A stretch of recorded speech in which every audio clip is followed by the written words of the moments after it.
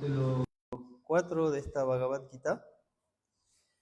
Es el texto 19 del capítulo 4, que tiene está en el idioma sánscrito, ¿no? Es el idioma original en el que se habla esta escritura, la madre de todos los idiomas. Y entonces vamos a leer el sánscrito, y quien quiera acompañar, repetir, después que yo vaya leyendo, puede hacerlo. Estas son las palabras directas del mismo Krishna, explicándonos para que podamos entender el propósito de este Bhakti Yoga, el propósito de la vida. Bueno, para quienes vienen por primera vez, la Bhagavad Gita, para hacer un pequeño resumen, es un diálogo entre el Creador, entre Krishna, así es como él se presenta. Krishna significa el todo atractivo, es él quien atrae nuestra mente de diferentes maneras, de acuerdo a nuestros gustos.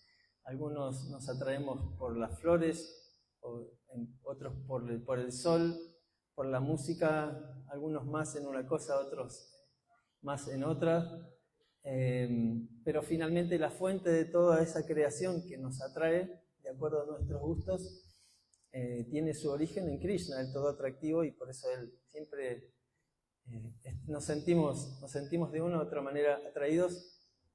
Entonces es con él con quien buscamos naturalmente ese vínculo, a pesar de que no conozcamos su persona mientras estemos en este mundo. No lo reconozcamos todavía, porque justamente eso es lo que busca el Bhakti Yoga, es reanudar esa relación con el aspecto personal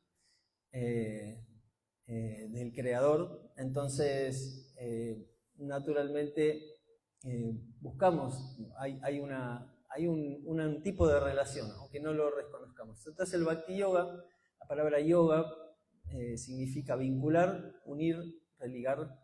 Entonces todos los procesos del yoga buscan ese vínculo con esta persona suprema. Entonces este es el proceso en el que nos vinculamos con él de la manera más íntima y personal. Siempre doy el ejemplo de que si escuchamos alguna vez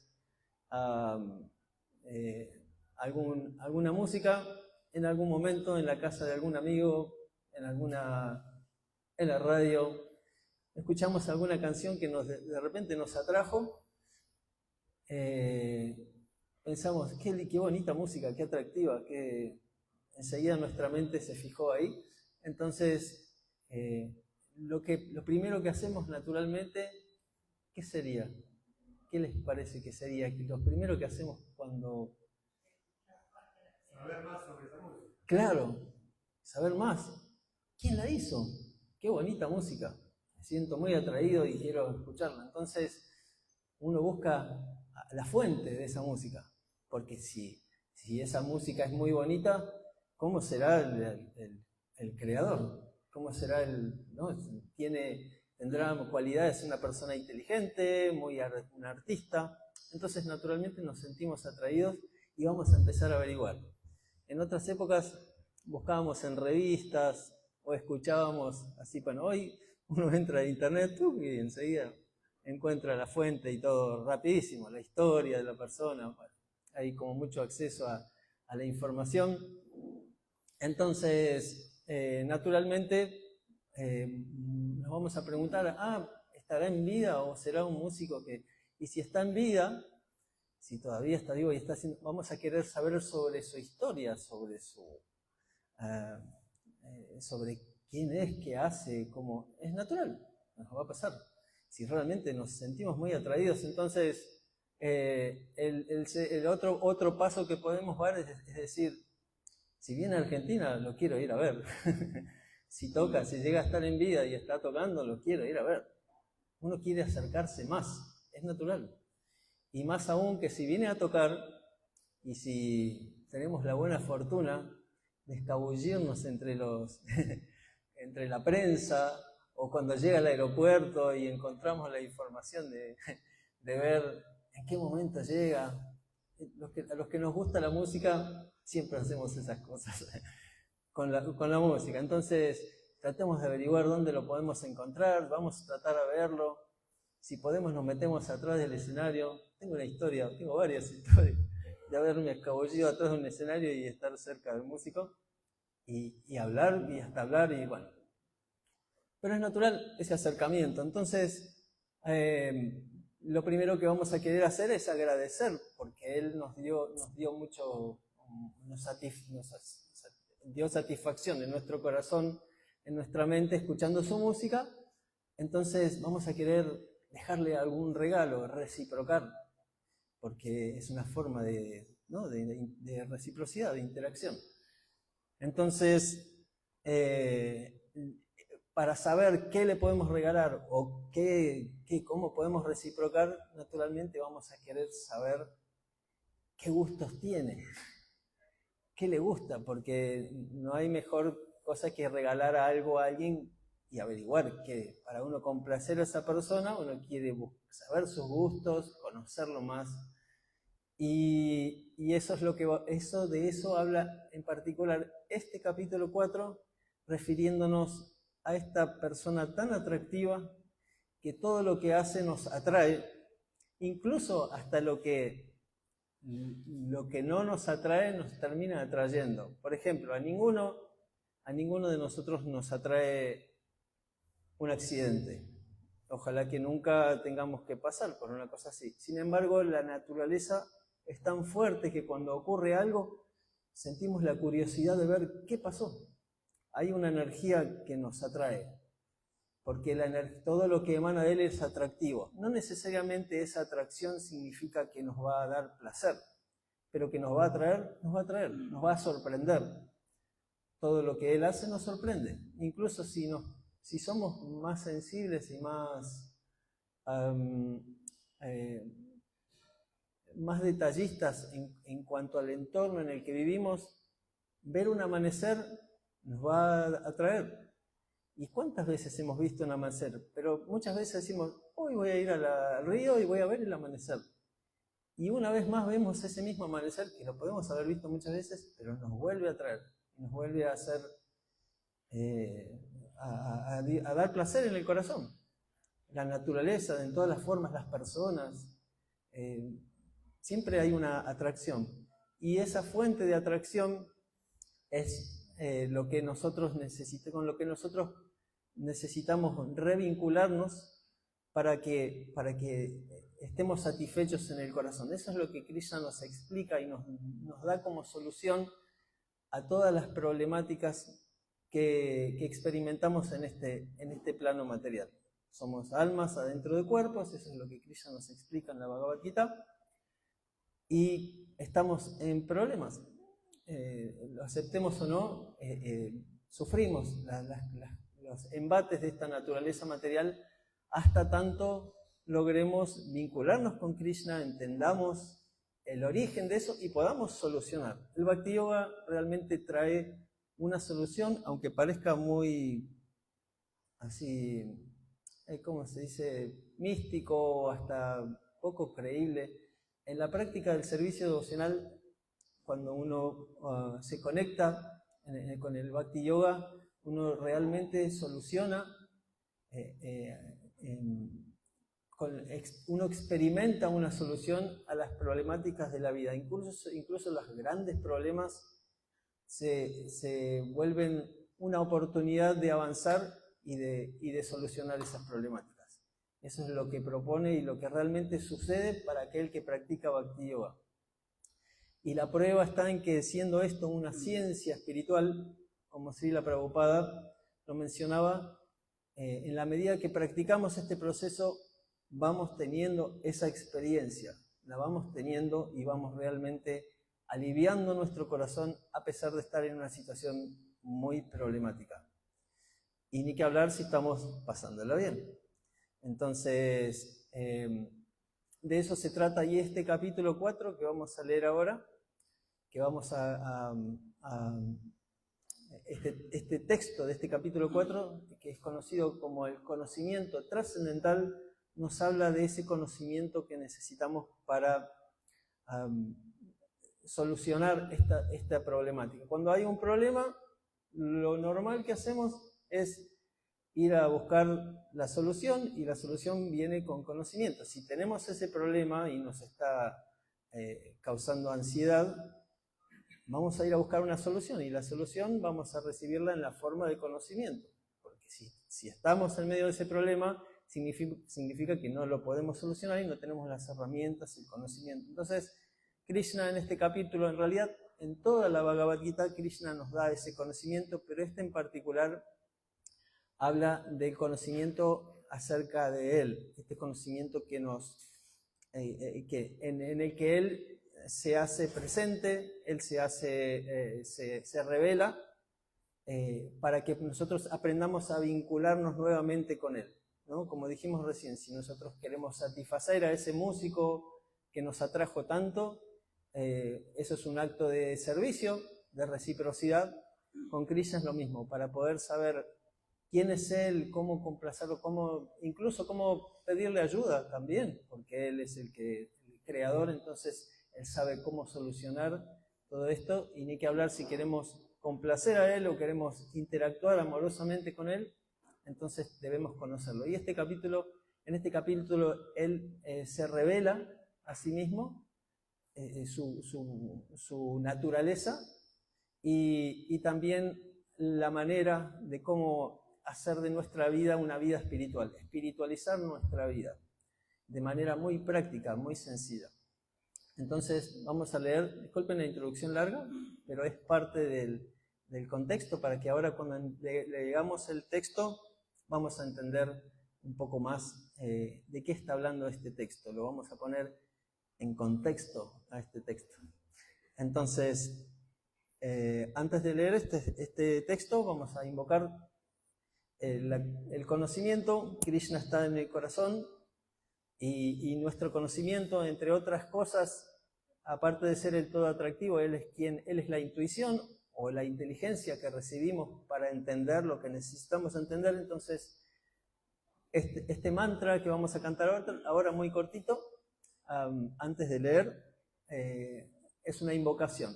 Tiene ese propósito de orar para la comprensión, para que podamos comprender lo que vamos a leer luego. Entonces, este mantra dice así: Om Namo Bhagavate Vasudevaya.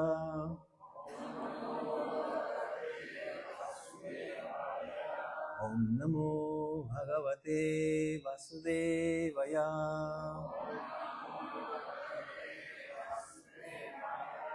Om Namo Bhagavate Vasudevaya.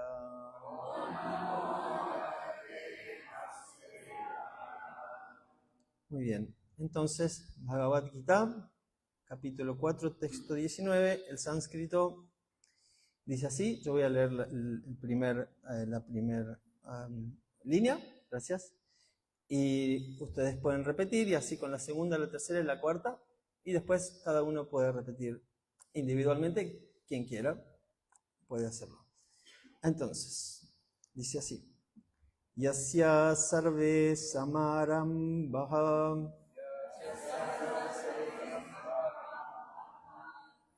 Yasya sarve samarambha Kama sankalpa varjitaha Kama sankalpa varjitaha Jnanagni dagdha karmanam Jnanagni dagdha karmanam Tam ahuh panditam buddha Tam ahuh panditam buddha Yasya sarve samarambha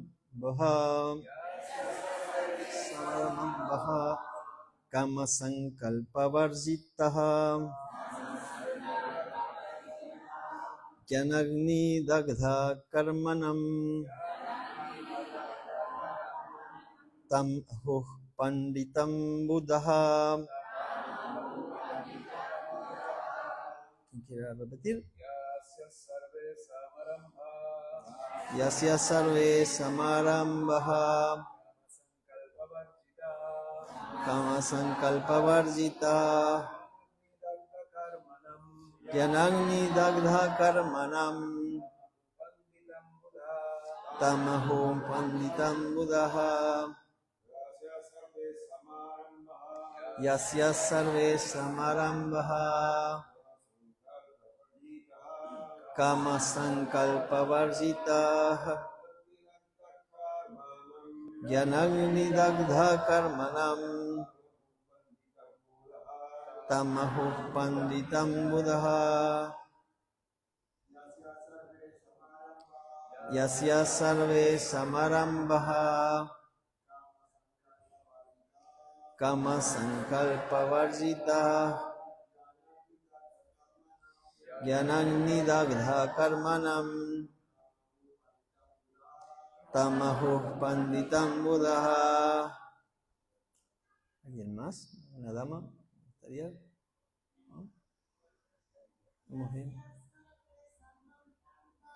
Yasya sarve samarandha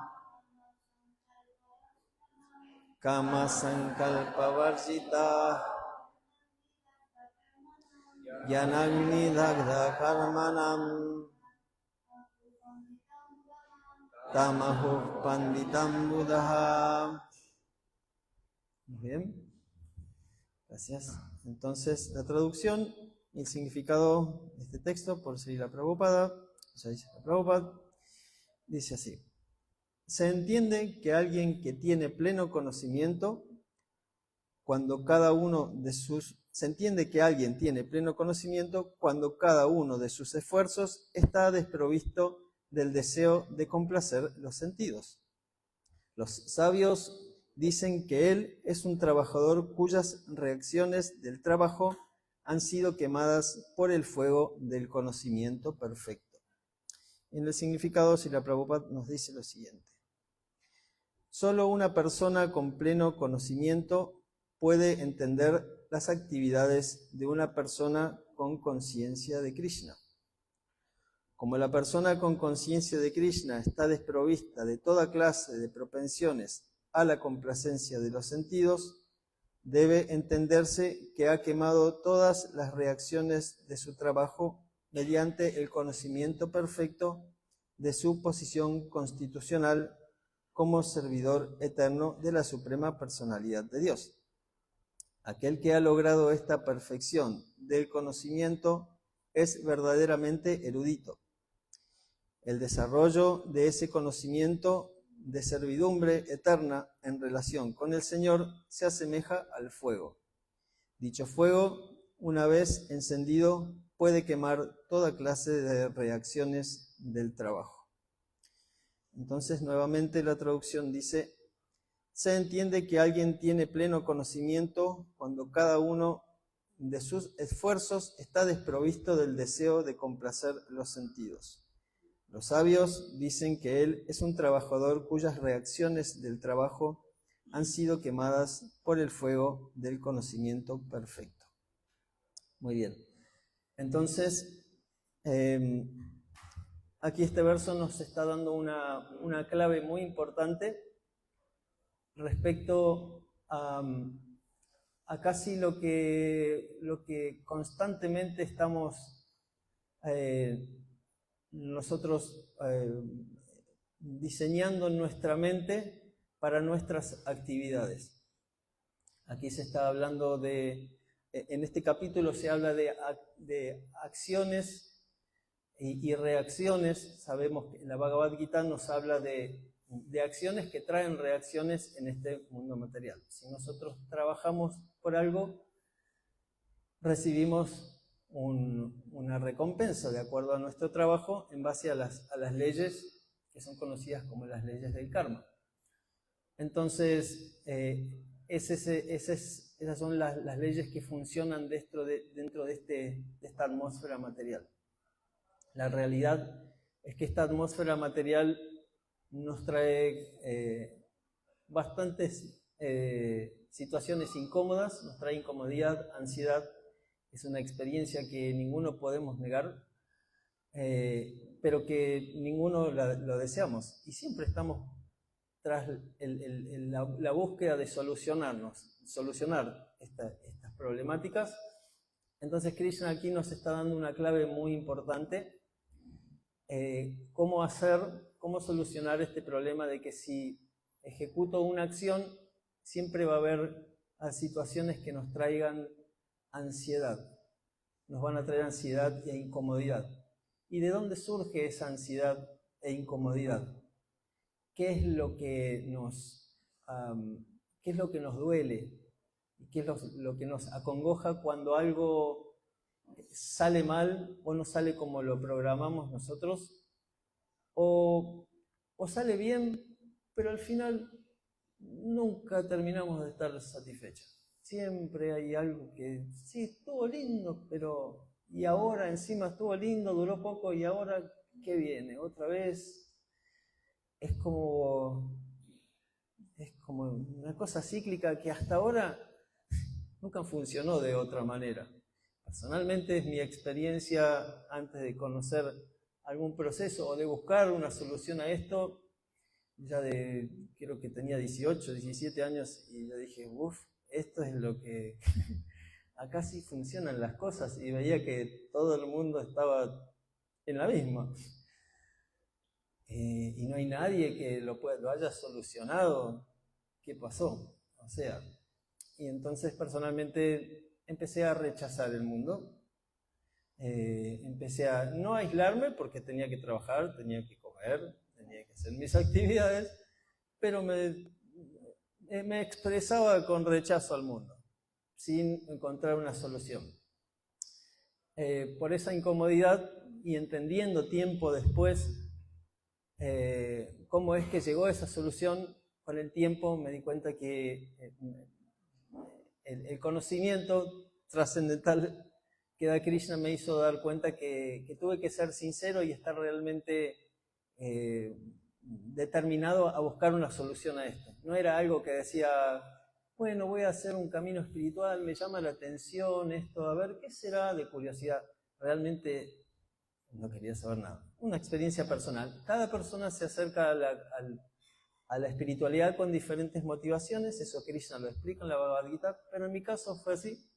Lo comparto como experiencia, que tal vez pueda ayudar o se asemeja a la de alguien aquí.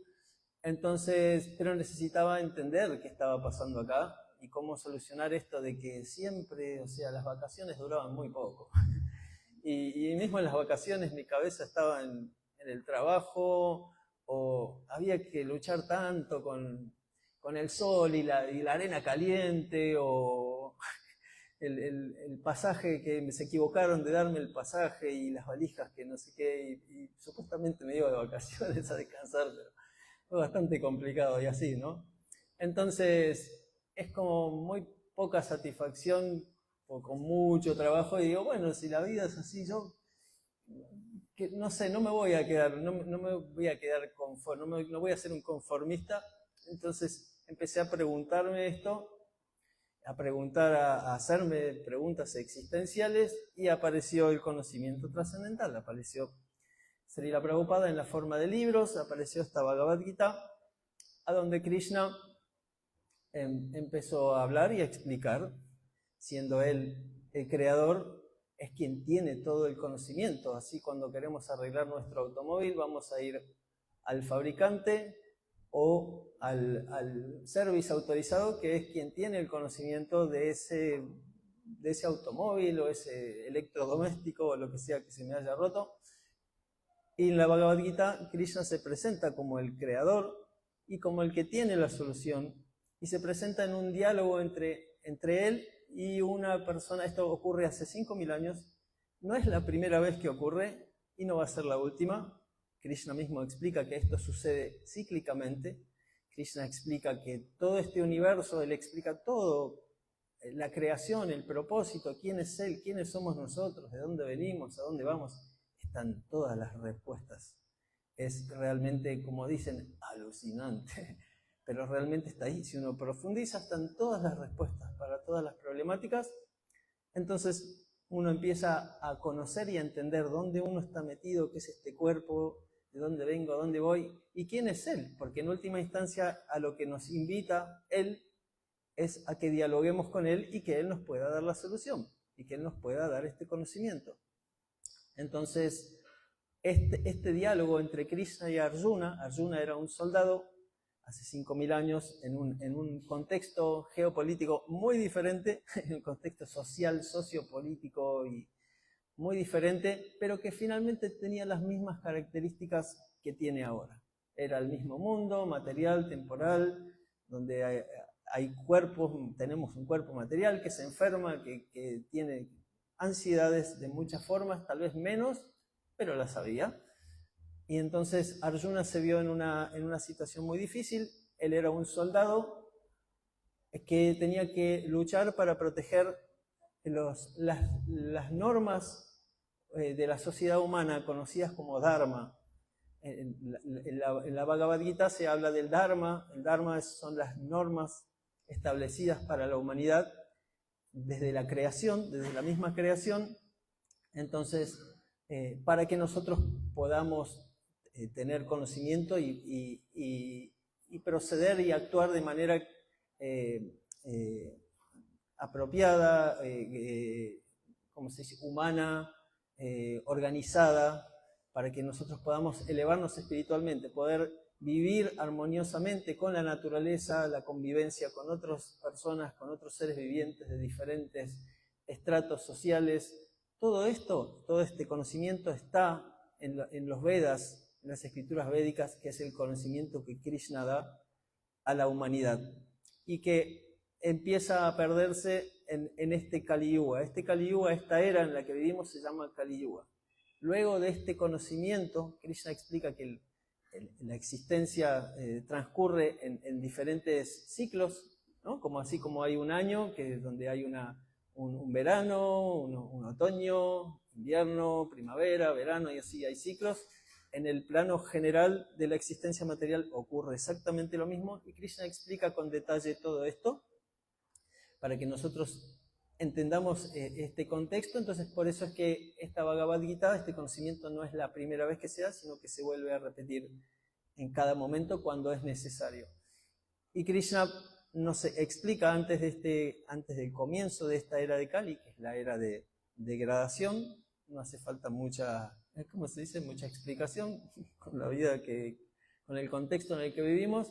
Entonces, Krishna nos da este conocimiento para que nosotros podamos solucionar esta problemática y que nuestras acciones, porque finalmente lo que nos puede traer algún tipo de ansiedad son nuestras acciones, son nuestros deseos que traen una reacción.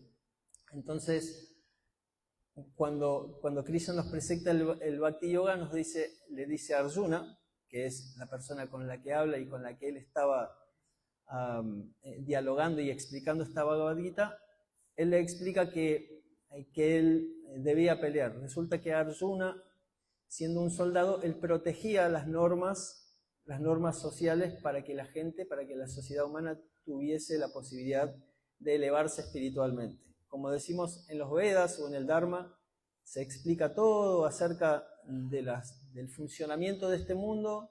Todas las ciencias humanas están en los Vedas, pero existe una partecita de los Vedas que habla de lo más importante, que es la elevación espiritual.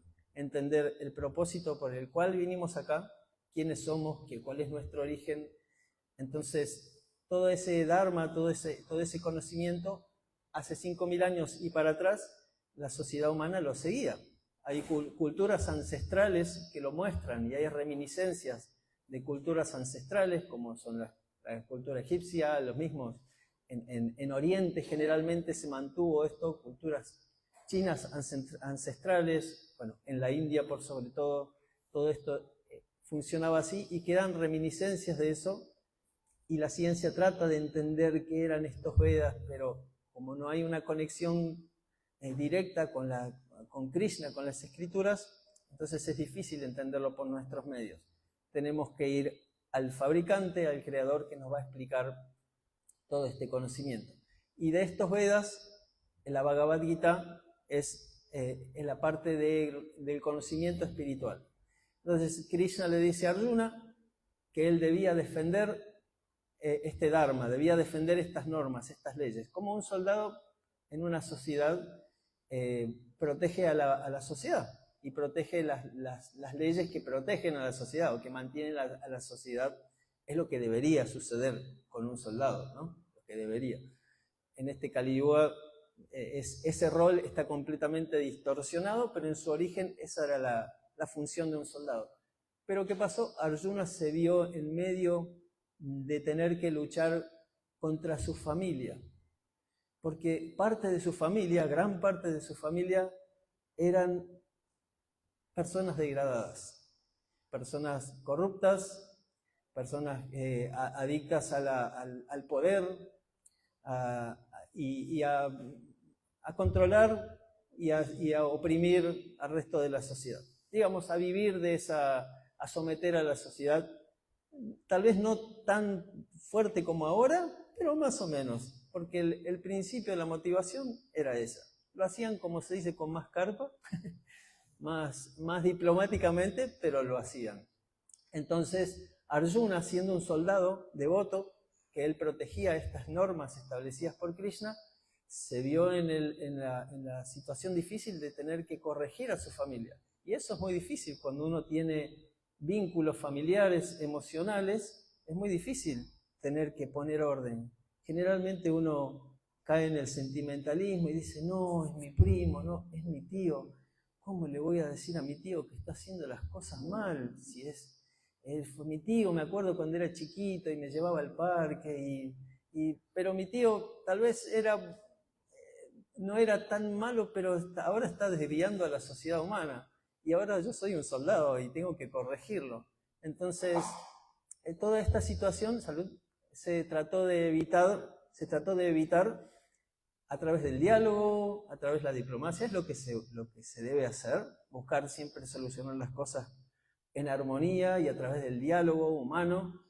Pero esto no sucedió, entonces hubo que corregirlo a través de la fuerza. Pero de una fuerza que estaba justificada, no de una fuerza caprichosa. Hoy por hoy vemos esas guerras santas y todo eso, esas cosas distorsionadas que en nombre de Dios se hace cualquier cosa. Sin embargo, en este caso el Dharma está establecido por Krishna mismo, ancestralmente y desde siempre, y funcionaba, aparte funcionaba. Ninguno de los regímenes que se buscan mantener o establecer, inventados por gobernantes que están degradados, nunca surtió efecto. Desafortunadamente, si alguien vio que realmente todo está en armonía en el capitalismo o en el comunismo o en el ismo, no sé qué, personalmente yo no he visto nunca que la sociedad esté satisfecha. Que esté realmente con el corazón y que se esté buscando no solamente arreglar las soluciones materiales, porque somos mucho más que eso, sino entender el propósito de la vida. Y el Dharma, o el conocimiento de los Vedas, sí explica todo y explica lo más importante, que es el conocimiento espiritual. A diferencia de aquel momento donde se adoraba, donde se aceptaba a Krishna como el alma suprema, como el creador, hoy por hoy los mismos gobernantes, digamos, se dicen ser ellos Dios y que ellos son, que quiero mi premio Nobel o yo quiero mi pedazo de terreno, es para mí, es mío, ¿no? Porque hace 500 años y es mío y mi tierra y mi Dios. Todas esas cosas que sabemos que realmente no traen una solución, pero sin embargo cuando uno pone a Krishna como el centro y realmente obedece voluntariamente y porque realmente esas leyes científicamente nos traen alivio y satisfacción espiritual en el corazón, y podemos vincularnos con todas las personas, sean de Oriente, de Occidente, blancas, negras, verdes, de lo que sea, nos tratamos como una familia. Esa es la propuesta del Bhakti Yoga. Es una verdadera unidad en la diversidad. Eso es lo que propone Krishna en la Bhagavad Gita, cuando él es el centro y él es el que tiene el plan que ha creado con sus normas, y si nosotros lo seguimos, y con alegría, como dice la Bhagavad Gita,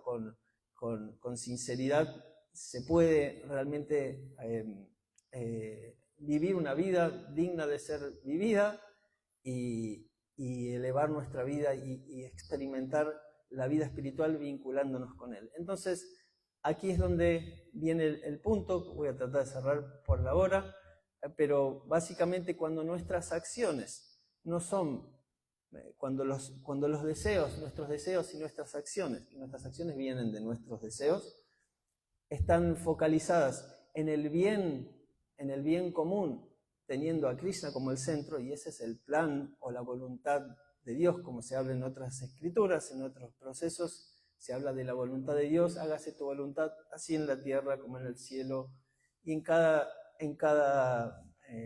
escritura que sea original y que se siga como corresponde, está ese concepto real, que es que el que sabe, el que creó el universo, sabe cómo hacer buen uso de este universo y cómo llevar una vida digna, una vida de satisfacción, y así también solucionar las problemáticas de la vida.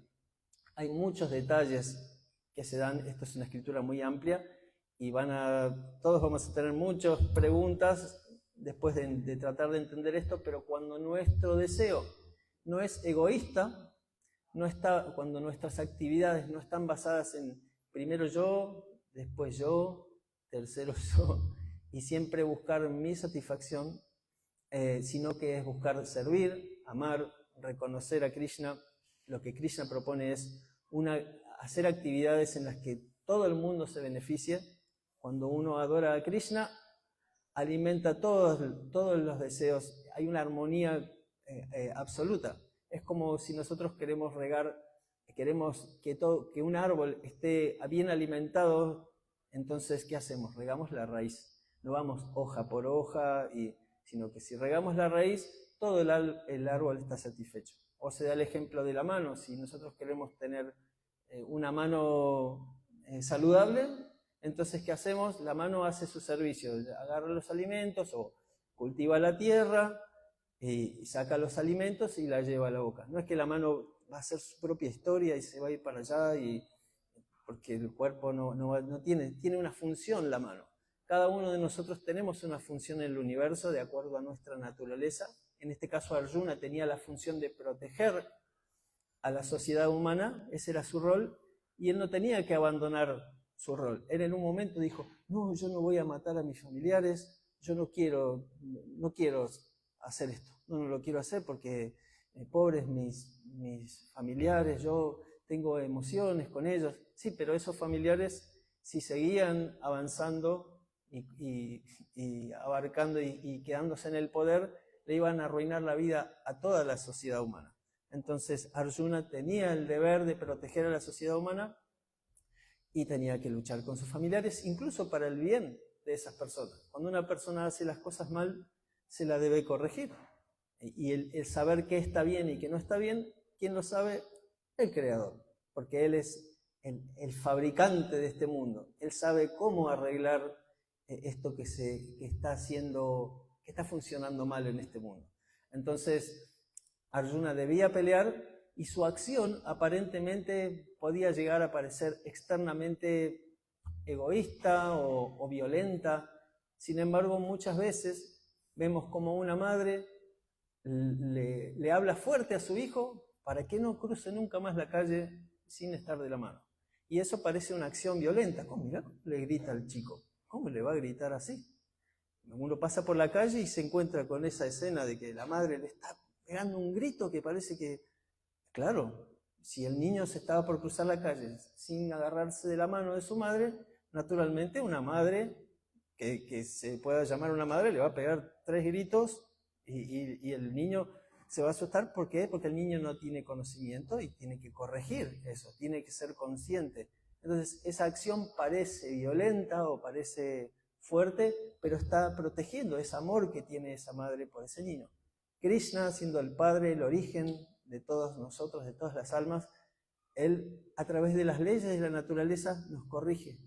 Y Arjuna tenía el deber de ser un instrumento de esta corrección para sus familiares que estaban siendo atrapados, influenciados por la lujuria, por la ira, por el poder. Entonces Krishna viene a corregirlos.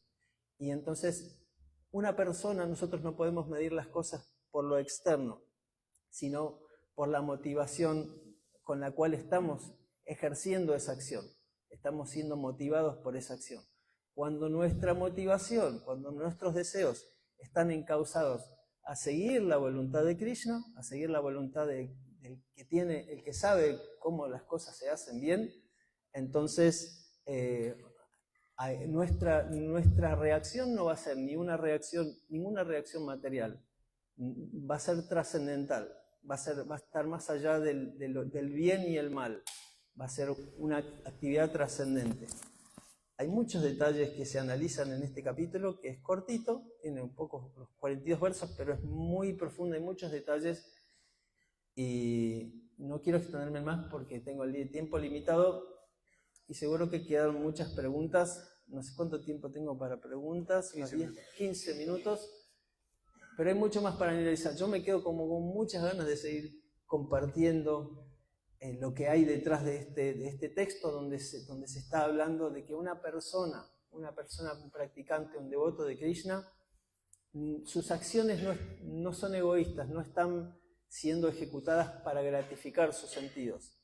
No significa que uno no deba disfrutar de los sentidos. Claro, uno le gusta comer rico, claro, está bien comer rico. Le gusta mirar cosas lindas, está muy bien. Todo eso es bondad y necesitamos satisfacer nuestro cuerpo y nuestra mente y vivir una vida agradable. Eso está bien, pero hagámoslo en armonía con la voluntad de Krishna. Si nosotros lo hacemos de manera independiente, buscando yo primero, y si el de al lado le hago mal, no importa, qué sé yo, es como que primero yo. Ese dolor, esa ansiedad que buscamos llenar con los sentidos, es la falta de la relación con Krishna. Es ese vacío que sentimos, lo queremos rellenar con los sentidos. Pero ese vacío es espiritual, no es material. Los sentidos sí se deben satisfacer, pero espiritualmente. Así espiritualizamos los sentidos. ¿Y qué hacen los practicantes? Para ir ya cerrando, los practicantes de Bhakti Yoga, todas sus actividades las ofrecen a Krishna. Por ejemplo, cuando van a comer, los devotos de Krishna, los Bhakti Yogis, toman los alimentos y lo invitan a Krishna a comer. Krishna se queda con el amor, Krishna no necesita comer, pero Krishna se conquista con la atención que le damos cuando lo invitamos a comer. Es como cuando alguien nos invita a comer, o un niño dibuja, pongamos que no somos buenos cocineros y somos muy limitados, pero cuando hacemos algo con devoción, con atención, buscando restablecer una relación, le vamos a poner la mejor. Y un niño que recién empieza a dibujar, tal vez va a hacer un garabato, pero se lo va a regalar a su papá y su papá se va a enamorar de ese garabato, porque va a ver que su niño le puso toda la devoción que tenía, con sus límites. Nosotros también seguramente somos limitados, pero podemos ponerle devoción. Y este proceso de Bhakti Yoga es conocido también como servicio devocional.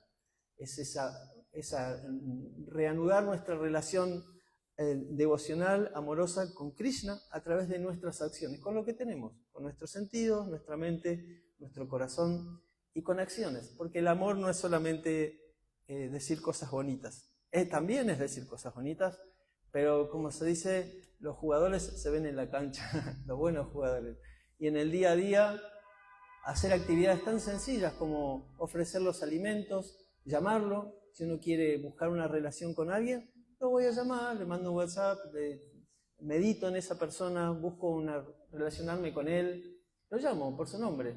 Y si quiero tener una relación personal, lo voy a llamar con un nombre cariñoso. Entonces Krishna en esta era se revela a través de sus nombres, ¿no? El Mahamantra Hare Krishna que siempre cantamos y que este movimiento se conoce con ese nombre, es eso, es el llamado, el estar atento, el buscar una relación amorosa con él, llamándolo. Si Krishna mantiene todos estos universos y hace que el sol salga todos los días y todo lo que nos rodea, tanta inteligencia, tanta potencia, sería irracional pensar que es sordo o que es mudo, o que no puede escucharnos. Simplemente tenemos que hablarle, pero tiene que salir de nosotros, porque el amor es voluntario, no somos máquinas, no es algo, ¿cómo se dice? Impuesto.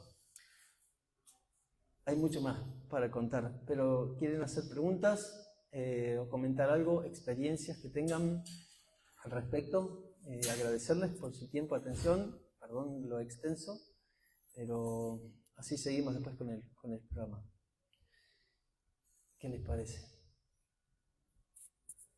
Si alguien quiere comentar, preguntar. Sí, Gabriela, igual, ¿cómo estás? Voy a hacer un comentario un poco controversial. Buenísimo. Esto de estar consciente de Krishna que implica también estar consciente del otro. Nuestra filosofía, si bien geográficamente viene de la India generalmente no es un país ejemplar en ese sentido. La conciencia del otro es muy pobre, puja. Creo que ninguna parte del planeta. Sí. Hoy por hoy. Pero digamos que nos pueden cuestionar, o yo escucho esos Entiendo. cuestionamientos con respecto a eso, con la higiene también, con la contaminación. Entonces, ¿cómo situarnos nosotros como adultos en el sentido de que no contaminarnos con lo mismo que pasa en las culturas en Argentina o en la India, donde sea? Y cómo mantener esa conciencia del otro y no solo con la deidad. Gracias. Gracias, Gora. Sí. Yo la pregunta él está, cómo en la práctica nosotros, ¿no? Estuvimos hablando mucho de Krishna, la relación con Krishna, y qué pasa con las personas, ¿no?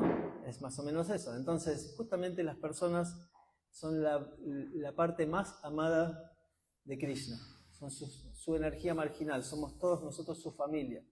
Para Krishna es más importante su familia que él mismo, él así lo manifiesta. Entonces, la buena relación, en un momento mencionamos esto y mencionamos que en el Bhakti Yoga lo que se propone y lo que se logra en la práctica es visualizar y considerar a todas las personas, dijimos blancas, negras, verdes, azules, amarillas, orientales, occidentales, como partes de una familia. No hay esa discriminación.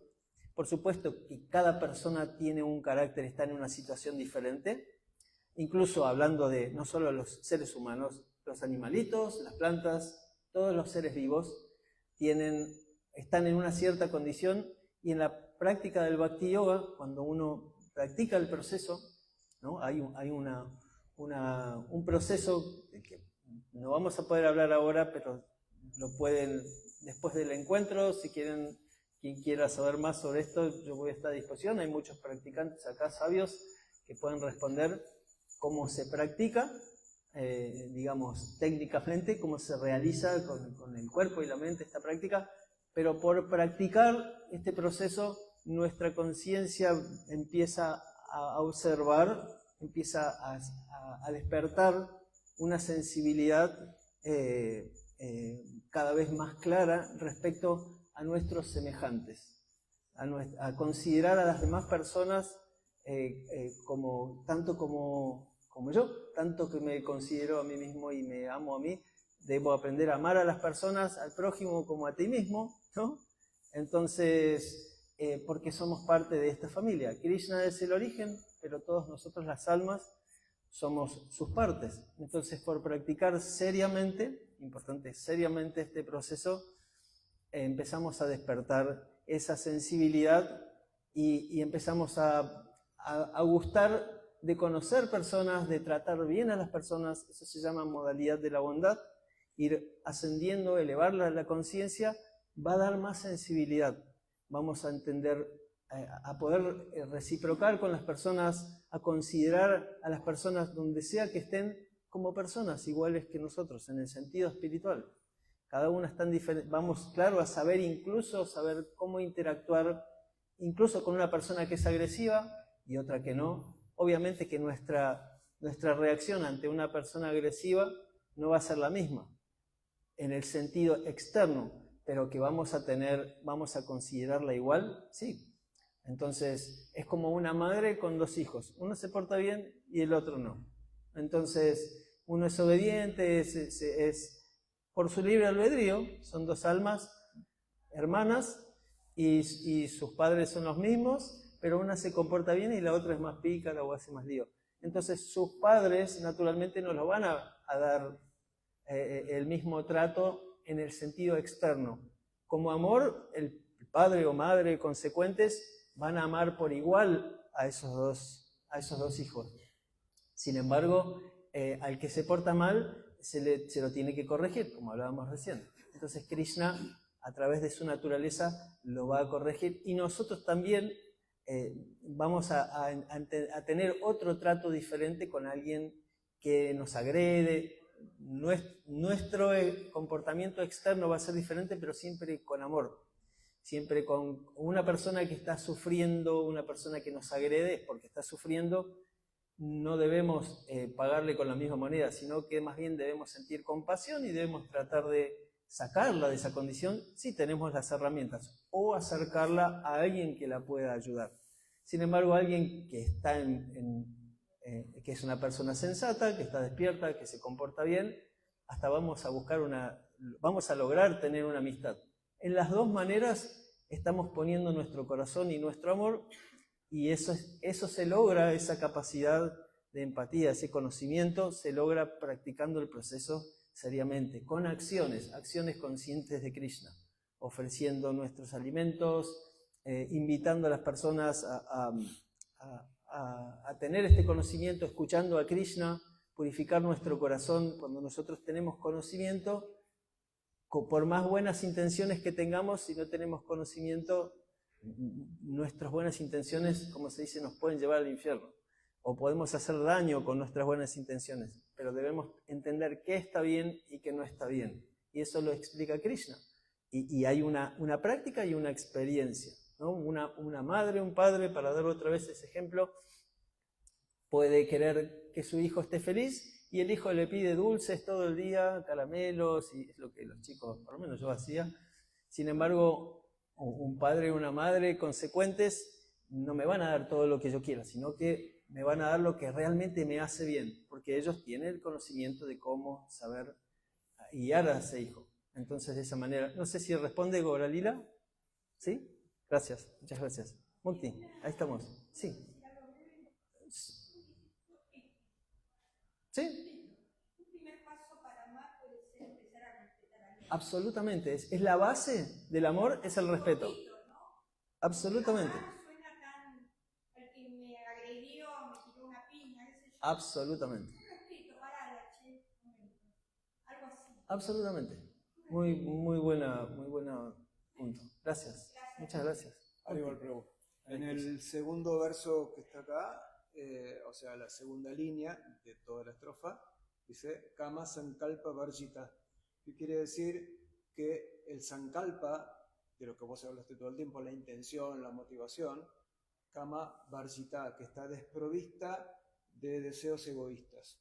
Y entonces, de ahí podemos concluir que el egoísmo es una cosa que deberíamos rechazar.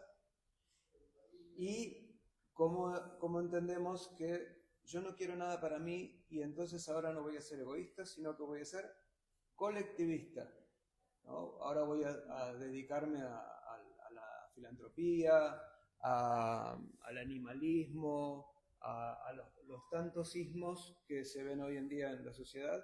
¿Y eso soluciona el tema del egoísmo?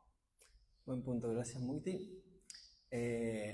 No lo soluciona, claramente, porque en última instancia la motivación, o sea, por eso, como dimos el ejemplo del árbol, por ejemplo. Nosotros queremos que todo el árbol esté satisfecho y buscamos cuidar cada una de las hojitas, pero si no regamos la raíz, es Krishna o es el origen o el creador el que se encarga de satisfacer al resto de su creación. Entonces, como para decirlo técnicamente, sí, técnicamente, pero en última instancia, si está muy bien que seamos generosos. Como dijimos recién, uno puede tener buenas intenciones.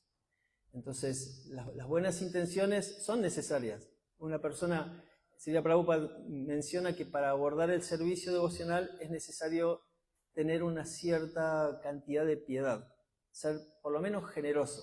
Y el ser generoso es bueno, claro que sí. Necesitamos despertar la generosidad.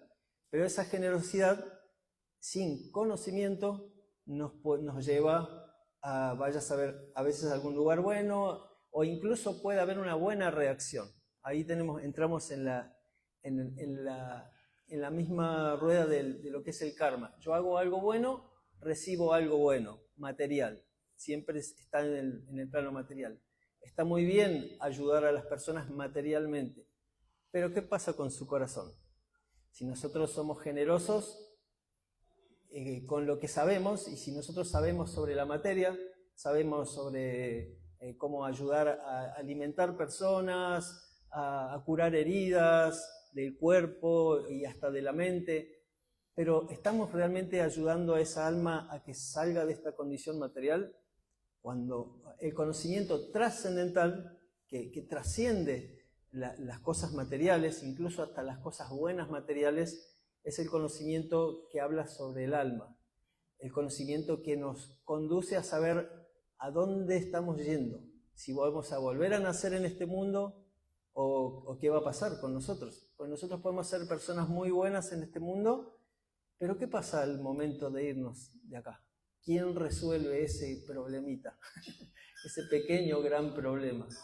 El conocimiento. Entonces, y ese conocimiento es el conocimiento que nos da Krishna respecto a todo la existencia. No solamente al aspecto material de nuestras vidas. ¿Cómo se dice? Altruistas, ser buenos, es bueno, pero tiene sus límites. Están dentro de los límites materiales. Cuando uno ejecuta actividades sobre ese plano material, no solamente trasciende este mundo, sino que sus acciones realmente satisfacen la conciencia, guían a la persona a salir de esta condición material, a trascender este plano material, más allá de curar heridas. No sé si se explica, se responde, se puede hablar mucho, con mucha mayor, pero justamente la atención nuestra debe estar en nuestra motivación. Si nosotros excluimos a la fuente de nuestras vidas, entonces va a haber algo mal que no está bien, como decía un amigo mío. Hay algo que falta y en la experiencia no vamos a estar satisfechos y no va a estar... necesitamos conocimiento trascendental, conocimiento que vaya más allá de lo que podemos resolver materialmente en este mundo, porque más allá de cuerpos y mentes somos corazones, somos almas y tenemos un vínculo natural con Krishna, que es el alma suprema, es el Brahman supremo o para Brahman, entonces buscar ese vínculo es lo que promueve y a lo que nos invita el Bhakti Yoga. No sé si responde, más o menos hay mucho más por... Sí, ya estamos, sí. Sí. La crítica constante, la descalificación constante no es... No, si es constructiva, sí. Ahí está. Hay una diferencia, como todo lo que existe, cuando se usa, es un buen punto, cuando se usa para el Dharma, para el conocimiento espiritual, es correcto. Un soldado puede ser un buen soldado o ser un mal soldado. El dinero puede usarse para el bien o puede usarse para el mal. La crítica puede ser constructiva o puede ser destructiva. Entonces, el secreto está en espiritualizar esa acción teniendo conocimiento de qué vamos a hacer con ese poder. Entonces, cuando ese poder es un poder que se nos otorga, que lo obtenemos por nuestra existencia, entonces tener conocimiento es fundamental para que nuestras acciones, nuestras intenciones estén conducidas al lugar correcto. ¿Y quién tiene el conocimiento de mi auto, de cada tornillo de mi auto? El fabricante. Y él sabe cómo. Entonces acudimos a él y Krishna es el que nos da ese conocimiento y nos explica cómo actuar sin dejar de ser padres, madres, sin dejar de trabajar, sin dejar de ser soldados, si en el caso de Arjuna. Tenemos que ser personas normales, simplemente incluimos a Krishna y lo hacemos con conocimiento espiritual. ¿Está bien? ¿Responde? Muchas gracias. Vamos a pasar ahora. ¿Sí? ¿Estamos bien? Ah, ok. Ah, perdón. Sí. ¿Hay alguien que...? Sí. Sí, claro. Hare Krishna. Gracias. Ah, ella... vos tenías... Perdón. Sí, sí, por favor. Sí, sí. Claro. La dice Krishna a través de su naturaleza lo va a corregir. Quería preguntar qué significa eso.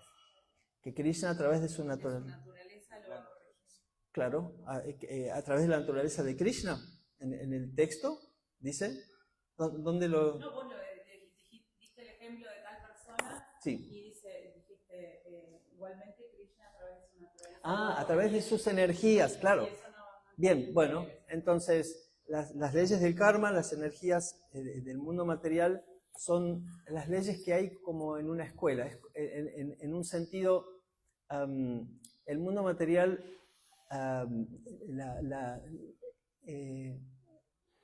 las mismas leyes del mundo material nos van a... Por ejemplo, hay un buen ejemplo bien con los pies en la tierra. Si a mí me duele la cintura porque estoy más sentado, la misma ley que rige mi cuerpo es que si yo estoy con una postura mala, me va a doler. Entonces, las leyes, los límites que tengo con este cuerpo, hay una forma de sentarse bien para que no me duela. Hay una forma de comer bien para que no me haga daño, hay una forma de descansar bien. Todas las actividades tienen una forma correcta. Eso está todo en las escrituras y en los Vedas, el conocimiento que da Krishna.